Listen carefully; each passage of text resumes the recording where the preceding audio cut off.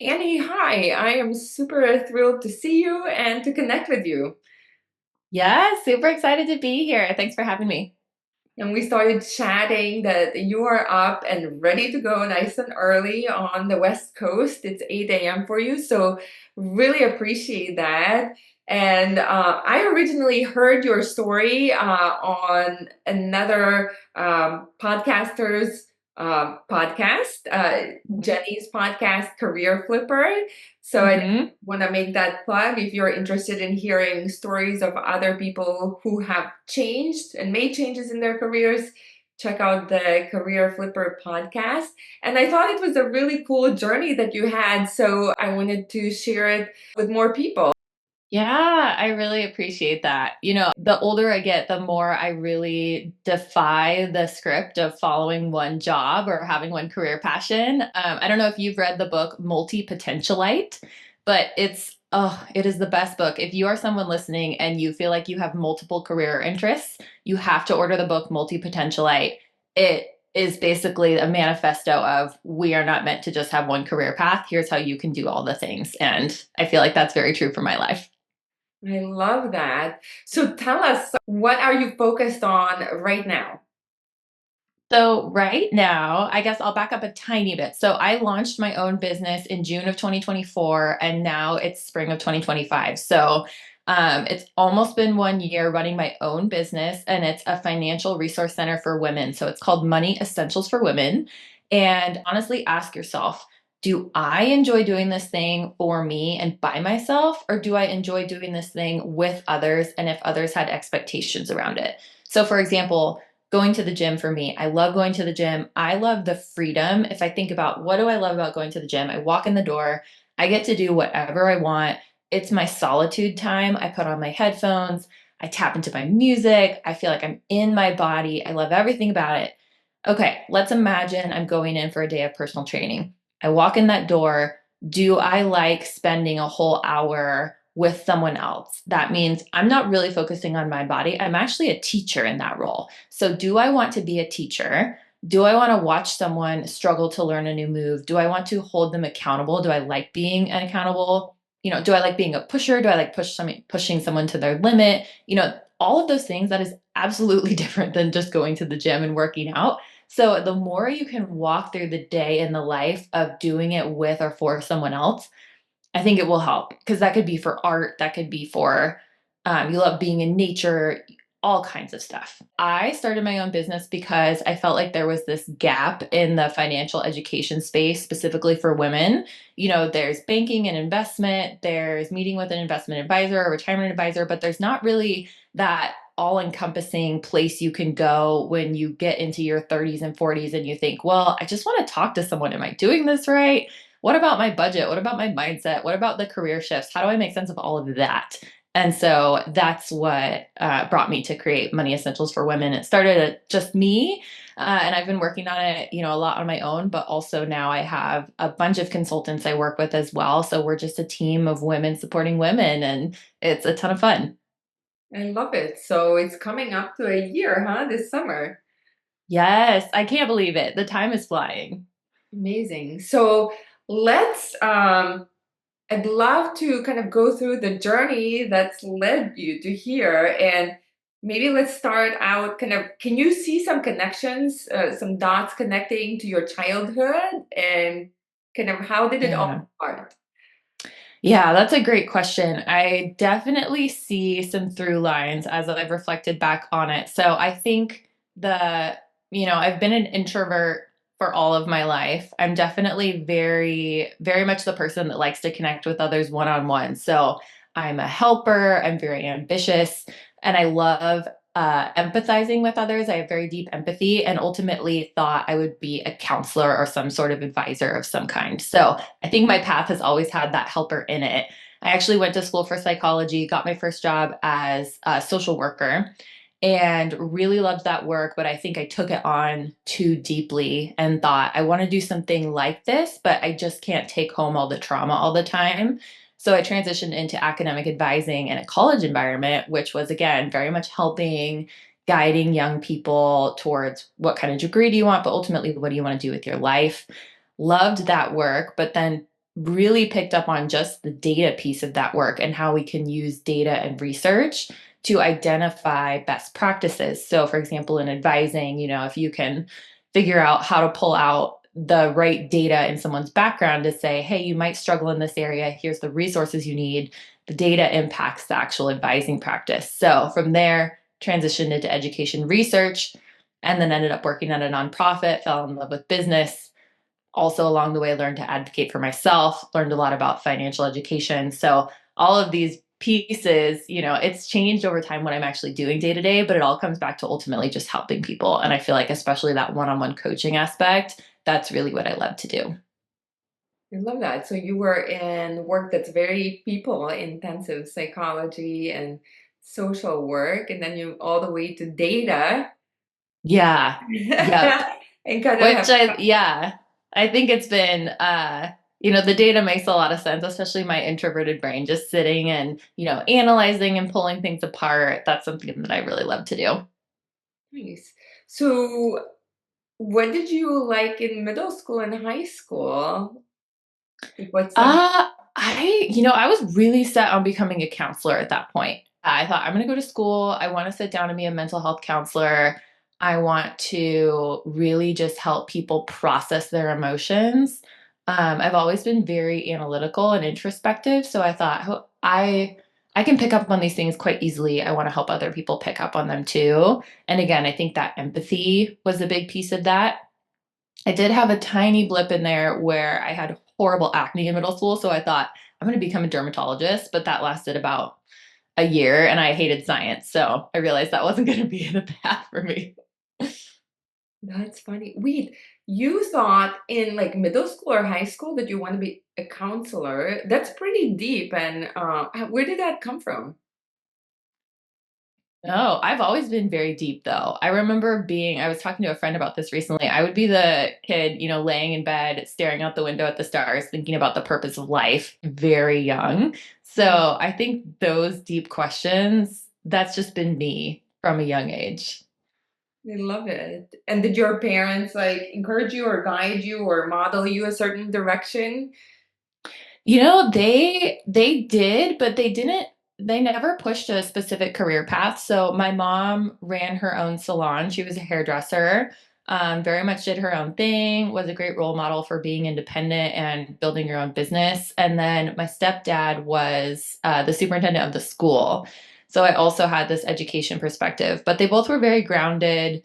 And honestly, I feel like they just supported me in school in general. It was never go for this career path. It was just, whatever you want to do, you can work hard and you can go towards it.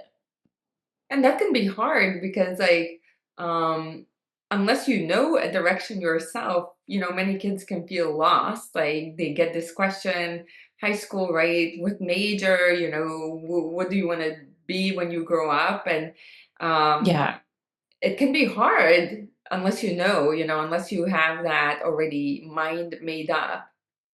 Absolutely. I feel really lucky when I did start working at the college. The first place I worked was in the academic resource center of the college. So we helped all the kids that might be at risk of not being successful. So students who were coming in with lower GPAs, first generation college students, first year students, so first year in college, transfer students, students with disabilities. And I learned so much, especially, the other population was people who came in undeclared, meaning they didn't have a major yet. And that group was fascinating because are just like you're saying. They were told to go to college, but they weren't sure what to major in yet. So we would put them in this course for career exploration and they would start to pull it apart. But I think what's most fascinating about that process is that it's so many different things you can lean into. So you could say, what's your personality type? Who are you in the world? And how does that match with career? Or you can say, what are the things you like to do day to day? Do you like to use your hands? Do you like to be alone or work with a team? Do you like being a leader or do you like blending in the background? And so there's so many pieces that you can start to pull apart. And then as you identify those, you can match them with the job. And of course, there's a million skills assessments and things you can do to try to get matched with the job. But I always just think there's more than just what are you attracted to doing to work? It's really our personality, our daily activities, it's everything. Mhm. And like you said, they these personality traits and aspects, when you combine them, they translate into different types of environments, tasks. It's not just Yeah. taking one, like introversion Yeah. or extroversion, and your path. It's Exactly. expressed differently, when you have a more natural ability to connect with people versus you're more logical, more you take in world to the mind, and this is where all the people who are now science and data based, versus the people who are very people and connection and relationship oriented. This is kind of how they see the world when they wake up. Uh, Yeah. so it's very, very cool how you had that already exposure and perspective, working with people in that area. So you went to school for psychology, did you say? I did at first. Yeah, I got my bachelor's degree in psychology, and then I went on because I was working in the environment. I got my master's in higher education, so I learned a lot about learning theory and the education environment, and then continued on into my doctorate in education. So it was really cool because it was a doctorate in education, so it was all about learning theory, and also you learn your research skills. But the track that I was in was called neuroeducation, and it was the blend of cognitive psychology and neuroscience and how people learn. So it really was a next level experience of psychology, but it was applied in a learning environment, which I've used so much of what I've learned every single day. Because even when you're interacting with people, whether you're managing people, you think about how they learn, or I create online courses now, so I'm thinking about how people learn, and it applies to so many things that I wouldn't have thought of before. So how did the pivot from psychology to learning or education happen in terms of your educational trajectory and kind of what you were thinking and making decisions? I think it really pivoted when I went from the social work job to the academic advising job. Once I was actually on the campus and working with all the students, I thought this is the perfect time to learn specifically about how the education environment works. So I really dug in there and started the degree at that time. So were you doing like this bachelor's, master's, and PhD back to back, or and the social work was in parallel while you were in school, or did you go to school and then did social work?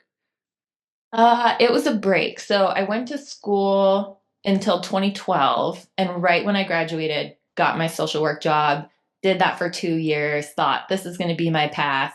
And then I actually had this pivotal bridge moment that I've talked about on some other podcasts, but I think this is really important for folks that feel like they want to make a pivot. Sometimes you don't have to jump right away into something. So, what I did, for example, I was doing social work. I knew I needed a break and wanted to take care of myself. So, I intentionally took a job as a leasing agent, basically working the front office of an apartment complex, and gave myself the space and the time to have a job that would cover my bills while doing the internal work of exploring what do I want to do next. So, I had like a year and a half, I think, that I did that job while I was applying to work at colleges and doing the exploration work myself of, is this really what I want to do next? So I had a little bit of a break, got into working at the college, thought, okay, I really like this, got into the degree program and made that shift. But there definitely was that interim time where I was really doing a lot of internal processing. And what led to that? So you're going on a path, right? Psychology, and then getting work in a very aligned role, right? That matches what you went to school for. What happens, during those 2 years that makes you kind of need that break? It was so I worked at a center for domestic violence, and it was basically, direct work with survivors of domestic violence every day. So it was going to the courthouse and helping people apply for restraining orders, literally picking people up in safe locations and bringing them to a secret location shelter where they could escape violence, talking to people about gun violence, sexual violence, going to hospitals and doing exams with people, answering a crisis hotline. So it was just direct, the probably the furthest end of the counseling Yeah. line that you can think of, where you're just being exposed to a lot of trauma. And I didn't even realize it was hitting me as hard as it was until our my supervisor and supervisor for most of the folks that work there handed out this assessment. And I don't know what the scale was called, but I think it was some sort of burnout scale. And so I answered the questions and I realized, oh, I actually am burnt out. I'm having some of the pieces are sticking out to me. So that was when I realized, all right, it's time to make a shift. And I think, I wonder if other people have said this on your podcast, but it's a it's a hard moment when you think you want to make your first career shift because in a way, at least for me, it felt like a failure because I'd gone to school for psychology. I wanted to do this path. And so making a shift was like, well, what was all that work for? But honestly, nowadays I just embrace the shifts because I think there is no right path. And as long as you're intentional and you're thinking about how you can continue to move your storyline forward with that through line, if you can tell stories, you're not ruining your resume. You're not doing anything wrong. Like you can still move on and do other work that's going to be more meaningful. So it was hard in the moment, but I definitely embrace it now. I could not have stayed in that job for a long time. I love you sharing that because it only gets harder. You kind of caught it really quickly, and everyone's Yeah. the same narrative, right? This is what I went to school for. I've invested so much time, I've invested so Yeah. much money, and coupled with it's hard to make that decision when you don't know the clear path, kind of what you were saying, that you were um, then essentially taking kind of a bridge job to figure Hmm. it out. So you actually had tremendous clarity, that this wasn't working for you that early on. Like, Yeah, it was. that assessment, or kind of what was there another,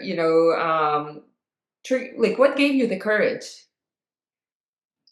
I think it really, that assessment was a big moment for me. I remember thinking this is a sign. And I had gone to school for psychology. So also I knew, instruments that have been developed by psychologists, they are tested with people. These are the most common signs that this thing is true. So I really believed in that. And when I saw the data and my assessment score, I thought, okay, this is telling me something.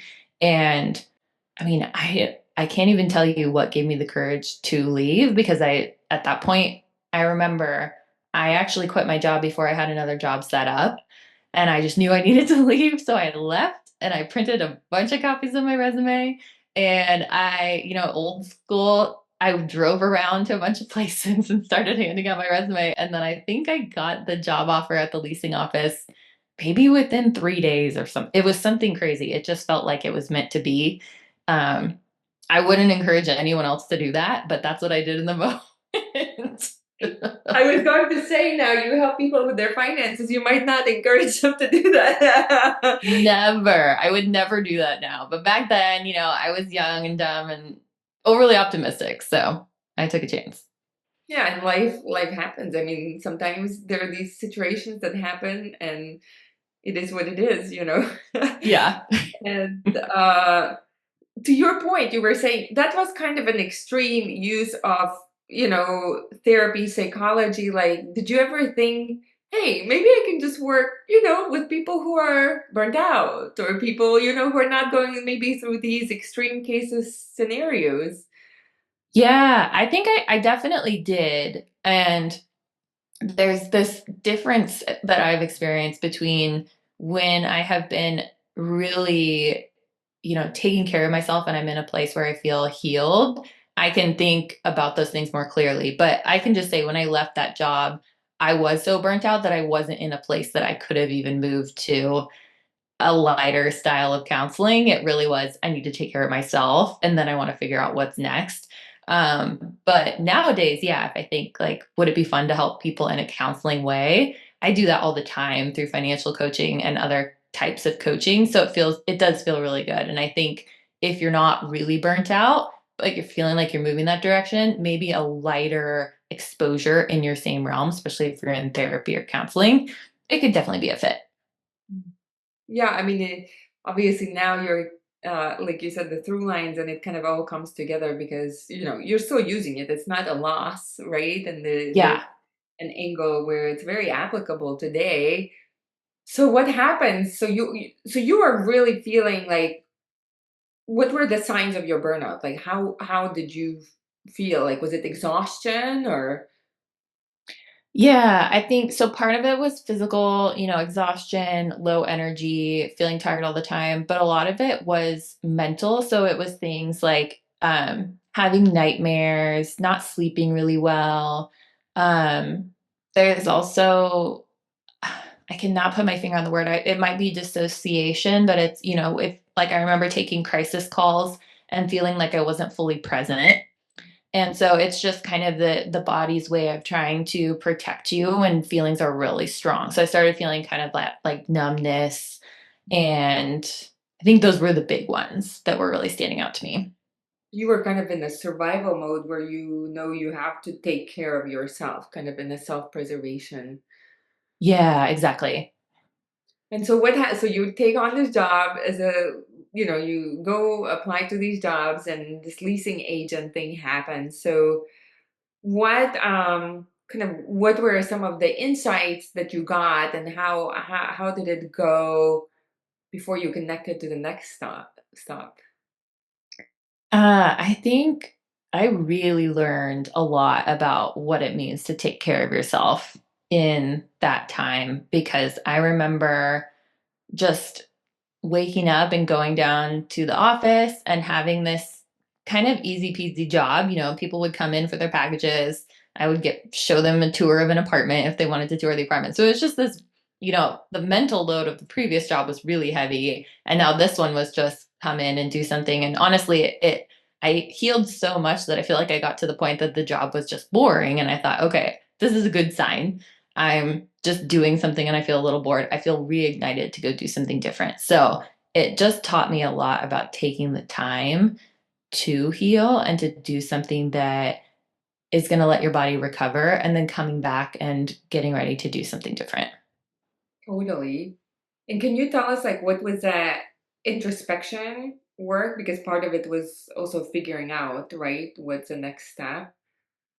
Yeah, I did a lot. I remember going online and just looking at job boards and seeing what stood out to me. So I looked at all kinds of things and I started thinking, well, I did sports in school and I loved health and wellness. So do I want to become a personal trainer? I remember checking out personal training schools. And then I thought, well, I've always had a really strong upper body. I lift weights. I've been told I could do massage. Maybe I'll look into massage school. And so it was just this total exploration of like, okay, I'm not doing the thing I thought I was going to do. So now the world is wide open. And that was, every day introspective. And then I would try to go down that path of, okay, well, if I become a personal trainer, do I want to go to the gym every day? And do I love going to the gym? Personally, I love it. But do I want to go there and stand with someone and help them learn a fitness move? Do I really care about the anatomy of the body and how that connects with movement? And so some of the pieces I would start to reflect and think, well, that's not really what I love to do, even though I love the bigger topic. And so a lot of it was that, just exploring, trying to go down the path and envision what would my life be like if I did this thing. I love the point you're bringing up because this is kind of some of the advice, like, so what is your passion? What do you love to do? And I think this is where it can be really hard to differentiate, because we can be in all kinds of things, into all kind, like you said, into all kinds of Yeah. areas of our lives, but some are better left as hobbies or kind of Yes. application versus your tying your life's work. Can you share like any other kind of what could help people understand better, because the world is full of possibilities and it's good and bad. Yeah. Yeah. Especially where you're trying to figure out the thing for you. So can you Yes. maybe help how how can people better discern? That is a key question. And I think one thing that really helped me, and this might seem a little selfish, but I would honestly ask yourself, do I enjoy doing this thing for me and by myself, or do I enjoy doing this thing with others? And if others had expectations around it. So, for example, going to the gym for me, I love going to the gym. I love the freedom. If I think about what do I love about going to the gym, I walk in the door. I get to do whatever I want. It's my solitude time. I put on my headphones, I tap into my music, I feel like I'm in my body. I love everything about it. Okay, let's imagine I'm going in for a day of personal training. I walk in that door. Do I like spending a whole hour with someone else? That means I'm not really focusing on my body. I'm actually a teacher in that role. So, do I want to be a teacher? Do I want to watch someone struggle to learn a new move? Do I want to hold them accountable? Do I like being an accountable? Do I like being a pusher? Do I like pushing someone to their limit? All of those things, that is absolutely different than just going to the gym and working out. So the more you can walk through the day in the life of doing it with or for someone else, I think it will help, because that could be for art, that could be for you love being in nature, all kinds of stuff. I love that. That's brilliant advice because do you want to spend hour because once you make it your full-time work, right? Do you want to spend 8 hours plus, right, every day? Do you want to research on it? Do you want to make, give your life's energy to it? That's a brilliant Yeah. exercise. Love it. Um, Yeah. and sometimes, you don't figure it out until you do it. Sometimes people don't have the clarity, but that's a great, great um, point and something Yeah. is very applicable, how to narrow down all of these possibilities. So, walk us through kind of what leads you to as you're doing this, right? Trying on these variety of different things. So, kind of how Yeah. you're connecting the dots to the next step for you. So I think I've always leaned into what is the thing that is making me most excited about this job, or what is the thing that I can't stop thinking about, or I would stay up late to do. So when I went from academic advising to research, for example, I found myself spending hours in the spreadsheets. I would just look at the data and try to find out, okay, what is the data telling us? So, for example, when I was working in that resource center, we did this survey where we collected about 1,000 different points of data on each student coming in. And then we would try to use it to find out, are there any correlations between the data and someone's outcomes? Like, are they likely to drop out in the first semester of college if there's something in their survey response? And it turns out there are a lot of things that are like red flags. And so we would then use that data to bring people in to then give them additional support, accountability, and counseling so that it would drop their likelihood of dropping out. So I just started to make this connection of, if we use data correctly, we can change the world and we can change people's outcomes in a positive way. And so I thought, okay, I want to go down this route. I want to keep doing research. I want to learn how to use data more and more. And that's what made me do that pivot. So anytime I've made a pivot, it's really been the reflective process of, what's the piece of this that I'm becoming more of an expert at and I want to lean into more, and then making that more of my work responsibility. So it kind of came to you as you were reflecting and, were, obviously becoming um, or coming to a better place yourself. Yeah, definitely. And okay, you can use data in so many ways, education. hmm I was using it. So specifically, I had that survey experience. So we had lots of data on students. And then while I was on campus, I moved from the resource center into a more direct academic advising role. And in that role, I found that so anytime you're advising someone, you have this basically a grade book of all of their data. And so I also would try to help to figure out, what are the ways we can use data to support this person. So I would, for example, do a lot of research around student development theory. So, asking certain questions during a conversation is going to help someone reflect on their own development and learn more about themselves, and therefore be more confident and more committed to whatever their path is. So even little things like that, it was, these are the questions you can ask that lead to this outcome, or these are the pieces of data that you can look at to see if someone will be successful or not. So it just went from research to direct application in my practice as an advisor. And that I thought was so cool. So then you work as a leasing agent, and then a couple of years later, you decide to go for the master's in education. Yep. So once I got on campus, I started my master's, I think within a couple of months. So I started it right away. I did my master's for 2 years and then I did my doctorate right after. It started maybe a month after. So then I did that for 3 years. So it was a 5 year process of getting the degrees while working on campus. And then I didn't leave that campus, the college environment, until I got my doctorate. And then I went off and got the job at the startup. And that's when I worked for an ed tech startup and really leaned into research full time. So before I was doing, resource center, academic advising with research on the side. But once I finished my doctorate, I went all in on research. And tell us what so it's interesting because the everything like you said, the through lines, you're really kind of introspective and taking the pieces and observing yourself and kind of navigating or leaning into the aspects that you're noticing your own interest and kind of Yeah. and also that experience that you're having in addition to school, right, where you're working with students, it's all like informing you. Mm-hmm. Absolutely. Yeah. I feel like and that's something we all can do. I just think we aren't taught how to do that. But on a weekly, on a monthly basis, where were the days that you felt most alive? What are the things that you would stay past the end of the workday to do because you just love it and you feel a sense of flow? Those natural things that really make us feel good, those are the things we should lean into because, I mean, there's a combination. It should be what you're good at, but also what's sparking you because you could do something you're good at and hate it and you'll probably burn out. You could do something that interests you, but you're not good at, and you probably won't get good performance reviews or have anyone want to pay you for it.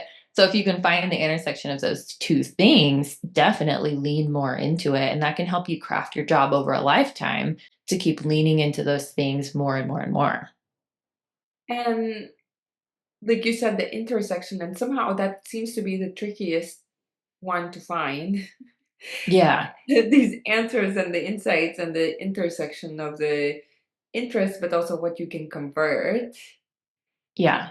career. Do you have any further pointers or kind of based on obviously your experience with education, research, and psychology? It's like what can people maybe a couple or one powerful exercise that they can do if they kind of they know what sparks their interest, right? They know where some of their strengths are or things that they could do for hours, and time disappears and but they still can't kind of put it together. Yeah. I think one thing that I have done a lot of that's really helped is informational interviews. So I think it's one thing, like I think you mentioned, doing it is different than just imagining it. So, for example, I liked health and wellness. And I remember at one point I did an informational interview, which is just an interview that you do with someone who has a job you might want. And you are asking them questions about what the job is like and what their day to day is like. It can be just an interview that you do on the phone or in person. It can also include a job shadow so that you're actually watching what they do. And I think that can be helpful because it's the next level of experimenting. So I met with this person that was, I think, a wellness coordinator for the college campus. And I thought, I love wellness. This is awesome. Let's talk. So then I meet with this person and I find out they mostly run events. And I thought, I don't really like the idea of just coordinating events and getting the caterers and the space set up and inviting people and then seeing how many people RSVP, maybe even leading a presentation. Like all of those things do not sound fun to me. I would just want to sit around and learn about wellness all day. That person did not actually sit around and learn about wellness all day. And also didn't do one on one support with students around wellness. So, those are the kind of things when you do it informational interview or a job shadow, you see what they actually do. And then you realize, that even though I like that topic, I don't like those things, so it takes you a little bit deeper. Yeah, that's definitely a good point. And so I think a part of it is also like a part of what I love doing is sharing also the different career options and jobs because like even to the kind of when you talk about wellness coordinator or interest in health can be translated in so many, the same job title Yeah. can mean different things, different responsibilities in different companies even or different settings. And Yes. kind of that area of interest can be translated in also different kind of day-to-day activities and structure. So how can you tell us a bit more what you did or what was the role and kind of a bit of an overview of what it is that you took after your PhD? Yeah, definitely. So this is just reminding me of the moment when I was applying for jobs. So I was getting my doctorate. Most of the time when you get a doctorate, you have really solid research skills. So a lot of people will go into teaching in academia or research. I knew I wanted to go the research route, but I started applying for research jobs. There are so many things that you can become as a researcher. So, for example, research coordinator, you're going to probably manage all aspects of a study. So, you're going to be the detail oriented person who loves getting into the nitty gritty. You might be a scheduler, you might manage folders, um, have appointments happening, manage materials. So that's what a coordinator would do. Analyst, which is what I ended up applying for, you are in the data, you are analyzing the data. You need to be good with your math skills because you're actually going to be doing qualitative and quantitative analyses. You also need to be really good at reporting and writing because you're going to write reports for people who may or may not know the technical language very well. But then you get more into research, and there were some roles that I was looking at where they involved a lot of actually collecting data. So you might be a survey designer, you might be a focus group facilitator, an interviewer, an observer, creating tools. Maybe you're designing observation tools. Or if you're more on the leadership side, if you become, a director of research or a VP of research, which is eventually what I did, then you're doing less of the work and you are leading other people and you become a teacher and a mentor and an advisor. So all of those pieces I went through in the process. And I actually picked my job because it was research analyst was the first title, but it had the most opportunities within it. So some of the other ones were really clear, like you're going to build data dashboards, you're going to be coordinate one study. The one that I ended up taking was you're going to do surveys, observations, focus groups, leadership, annual reports. And I thought, this is what I want because I want to learn more and then refine it over time. So my first one, uh, yeah, I got to do a lot of different things. So your decision-making criteria was that you wanted exposure to a variety. Exactly. Yeah. See, this is so good because the interview that is going to release next uh, next interview that I'm releasing, which is this week, but it will be already out with Tracy Newell, who actually has become executive leader. She's guiding now people and more specifically women how to navigate career and aspire for C-suite and boardroom type of roles. And this is the same point that she made was that if you have that ambition is that most CEOs or executive leaders, including her, she had experience across different functions. Yes, she had like a main function, that she kind of had more experience, but she now, intentionally built her career navigating and taking on roles in different functions so you understand how it all comes together. So what made you want kind of that wide exposure? I don't really know. I think one thing that I have noticed about myself is I like wearing many hats. I have been just this has happened totally by accident. It's not something that I planned. I've taken a lot of jobs where I'm the first person to have the job. So I get to create a lot and I also have to learn a lot. So I naturally am drawn to those jobs. And I think that has built in me this desire and appreciation for doing all the things and being kind of a Swiss Army knife. So that's what ended up happening. And I'm glad you said this about the leadership role because I do think about being in a leadership role, you now are overseeing multiple functions of an organization and you are being a business leader. And that is I definitely think my experience working at a startup and wearing lots of hats helped me then grow my own business because I was the VP of research, but I was looking at marketing data, I was looking at sales data, user experience, product development, you know, everything you can think of to run a business. So it really became that Swiss Army knife experience of, I think I understand every part of the business now. So if I go to start my own business, I know how this all works. I'm not an expert in every area, but yeah, I can be um, wise in all of these areas and I can at least know how to get started. Yeah, plus, people who are focused on one area or kind of many times entrenched in one area, they only look kind of with that more narrow angle, and it's like everybody's pulling the blanket. Yeah, And they kind of like refuse, or can be hard to step out of that, more yeah. narrow perspective. And it's brilliant that you kind of recognized it. And it also gives you the ability to figure things out, right? If you are looking to figure out kind of, okay, what do I want to focus on next? Because you have that wider exposure. So how long are you there? And kind of how did you feel like in terms of alignment? Was it a good position? And what was the pivotal next pivot to um, make you move? It was awesome. I loved working there. So I started as a research analyst and then became director of research and then eventually vice president of research. And so when I was hired, I was one of five first hires for the organization. They were really tiny. And then by the time I left, I think they had 40 to 50 people.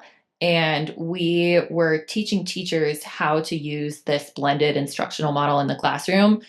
I came in right before COVID, I believe. So we really blew up during COVID and had so many teachers and schools that we got to work with. And then I was constantly looking at the data and then helping the entire organization interpret the data and use it to make business decisions. It was so much fun. It was such a good fit for me. Everything about it was awesome. I feel like I finally made the pivot because it was my first job out of my doctorate doing this research thing. And I thought I'm ready to do something different. I know that I'm ready because I'm feeling this sense of I've done my work here. And so it felt like a good moment to move on. And I still consult for that organization. So I get to still connect with all those people and do a little bit of work. But along the way, I had learned all these things about how to grow my career. And it was both a lot of the internal stuff that we're talking about, like this is how you practically find the work that you love, but also asking for raises, advocating for title changes, advocating for job description changes, learning how to leverage and make the most of retirement options, all these pieces that I just felt passionate about that were at the intersection of work, finance, and women. And so that's when I thought, okay, I'm ready to take a break. I'm going to lean into something else. And then all these passions came up in me, and starting my business just came out of that. Like, so you saw it clearly already as you were leaving, that kind of that's what you're going to do. Like, you're going to focus your. No, actually not. I just thought I'm ready for something different. I'm ready to take a break from this. And it honestly wasn't until I was taking a break and I felt that sense of like, oh, I think I'm done with this for now. What else am I passionate about? And the financial coaching just like was a dream that emerged. It was not my intention. So it was kind of cool in that way that it just came out. Love it. And did you interview? Did you information like did you do any informational interviews on financial? No, I actually didn't. I didn't. I started. So when first started to think, I want to do this work, I focused on writing my book first. So I wrote a book, 101 Ways to Build Wealth. And I just thought, if I was going to tell my mom or my best friend how to make the most of their money as a woman, this is this would be my handbook. So I just wrote down all these things that had really helped me, and it's anything from money mindset to really practical things. So I wrote the book, published the book, and then the book came out around the same time I started my business. So it started with the book, just kind of this passion of I'm going to write all these things down. And then since then, it's turned into I've done one on one coaching, I've built some courses, all kinds of online resources. So it continues to kind of morph, and it's really been led by again leaning into what I feel like I'm really good at, how I want to help the world, and then understanding the more I'm in it, the more I can hear from other people and hear what they really need. So whether they need a budgeting template or they need help with investing or where kind of the climate is and what people are needing right now. That's amazing. You're super productive. Well, I would say also like the through line, I'm a helper, but I've always been an achiever. I'm the person that likes to create the list, do all the things. So I'm not the person that will sit around and think a lot. I will probably act my way into learning. So I'll just do, and take action. And that has helped me move forward a lot. And I get to experience the pivots because I just do it rather than thinking, well, what if I do that? I just go do it. Yeah. So that I think you definitely, that's one of your superpowers. And so you take a break, right? You're deciding to like leave the um ed tech and you take a break and you write a book. Hmm. Were you doing analysis of your own finances, or was that a part of the dream that came to you? Like, how did that happen? I'm trying to remember the timeline, but I think I met with someone. I started taking this online class about how to create an online business because even though I had come from like a startup, I wanted to learn more. And one of the things they talked about in starting a business was creating credibility and brand awareness. And so they gave all these examples of things you could do, like posting on social media. One of them was writing a book. And that had already been in my mind that I wish I could just give away all these things I had learned in a really easy to digest format. So when I heard that in that training, I feel like that's when it clicked. And I thought, well, I should just write it all down. And so I just started writing it down in, every single day in little blips. So I had this running Google Doc and I just thought, I want to write at least 100 different things that had helped me. So I would think about something and then I would write it down. And they're really short chapters, they're only about a page or two each. So I would just write down a tip as I thought of it. And then I ended up organizing it and making it more into a book format. But it really was just what would I want other people to know? Like, what are the things that have changed my life? Because by the time I finished the job at the startup and decided to pause, I was pretty well on my way to early retirement. I mean, at this point, I'm on my way to retiring by 45 or earlier. And that was already, I was on track for that when I was at that job. So I also thought I have purposefully learned so much. Like that was a hobby of mine to learn how to manage finances and do the most I can with my money. So it was something I never thought would become an intersection with work. It's like you have your hobbies, you have your work. That was a hobby. And then once I took a break, it just kind of felt like, okay, maybe this is a time I can bring those two things together. Wow. So you were all these years you already had, it sounds like a strong interest, and also you were applying and you really, doing it for yourself, like the financial aspects of it, like you were doing your own Yeah. planning. I mean, to lead up to being able to retire at 45, you must have already had a plan and planned it for years. Yeah, it really had been, it was a passion of mine for a very long time. It was just something that I was passionate about in the background. And, especially as a data analyst, once I learned all those research skills, which I learned way back a long time ago at this point, and like I said, I used to spend all the time in the spreadsheets. So it made a lot of sense to also look at financial spreadsheets. So I would look at investments and budgets and my own finances and say, well, if I tweak this here, or if I pay less towards my debt and invest a little more, or if I pay off this debt early and then do this, I was just constantly making those calculations and adjustments on my own. So that it felt like I had been doing that for years by the time I actually started financial coaching. It just wasn't something that was intersecting with my work necessarily. Did people like who knew you come to you for that advice? Because sometimes, one of the angles how people can back into that intersection, that work where they're passionate about, but that can translate into a real thing is, what that's one of the questions. I'm sure what do people come to you for? Yeah. Yeah. I would say not so much, although sometimes, yeah. I actually had a friend come to me a couple of months before I started my financial coaching business asking me if I would run some calculations for her. So I think didn't necessarily come up. People weren't asking me for it, but the moment everyone knew about it, I remember telling everyone about my book, and everyone was like, "Oh, I want to talk to you about finances," or "Oh, this is such a good topic. It feels so taboo, and I've never told anyone." Blah blah blah. So it really was cool to see people kind of come out of the woodwork and be excited about it because I also think talking about money is a little bit uncomfortable sometimes. People don't know what to say, so that was really cool. What is the name of the book? 101 Ways to Build Wealth. So by Annie Cole. So check it Yep. out. It sounds Yeah. amazing. I love it. So where does this drive come from? I don't know. I don't know.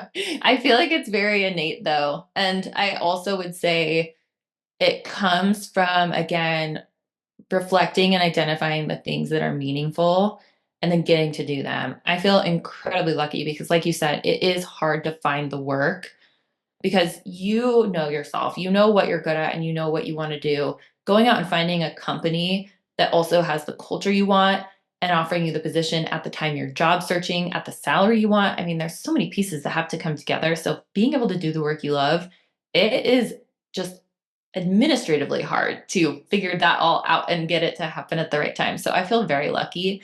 But I think because I'm doing the work that's tapping into what I love and what I'm good at, that brings a lot of the drive. And I think for a lot of people, when you tap into the right work, it just feels different. Do you feel like you're there? I definitely feel like that. Yeah, I feel like I could work nonstop on the things I'm doing now because it just feels like this is what I want to do in the world. This is how I want to help people. And do you, because when you start your own thing, right, you can start working 24/7. There's really no beginning and no ending. And yes, you can, do kind of, is there a structure that you introduce for yourself, or are you like literally also working, because the first couple of years, it can be that people are working 60, 70, they are working sometimes nonstop. How has it been for you? It's been good. It's definitely it comes in waves and my husband also runs his own business, so I think that's been neat because we both work from home. We both are on this entrepreneurial schedule. So it gives a lot of flexibility, but also we both work a lot.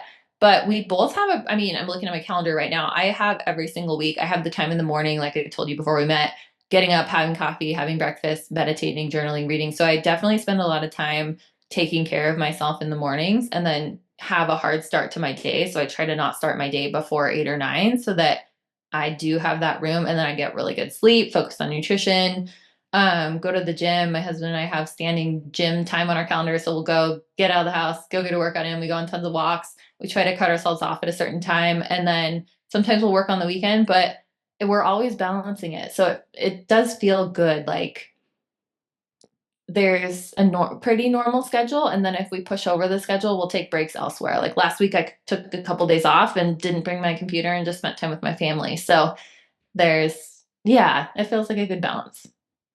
I love your story, Annie. So tell us, how can we find you? How can we connect with you and follow and get more of you? Yeah, so I think if you want any resources related to women in finance, whether that's career, financial, business, definitely head to money-essentials.com. There are so many resources there, lots of freebies. And then my book, 101 Ways to Build Wealth, is available on Amazon and again has all the tips that helped me really thrive financially and be on track to retire in my 40s. And then if you want to find me, I'm also on Instagram at Build Wealth with Annie, and I post a lot of content there, daily tips. And then on the Money Essentials website, you can also sign up for my newsletter. So yeah, those are all the places to find me. Amazing, doing all the things. I love it. Yes. And I'll, you will see all of these linked in the show notes. Is there anything I didn't ask that you would like to share or end up with? Gosh, I don't think so. I would just encourage people, if you want to be exploring something new, there is no wrong path. There is no wrong decision. Just keep exploring, keep pivoting, you never know what you might find. So I'd rather you went out and tried and pivot again than never pivoted. I love that because sometimes there can be this heavy weight of finding your thing, finding your purpose, Yeah. finding your life's work, and it can become very heavy. Yeah.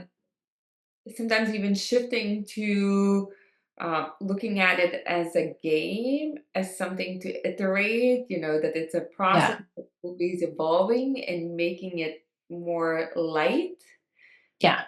fun, and kind of you are an example of, okay, you were constantly kind of checking the pulse. Yeah.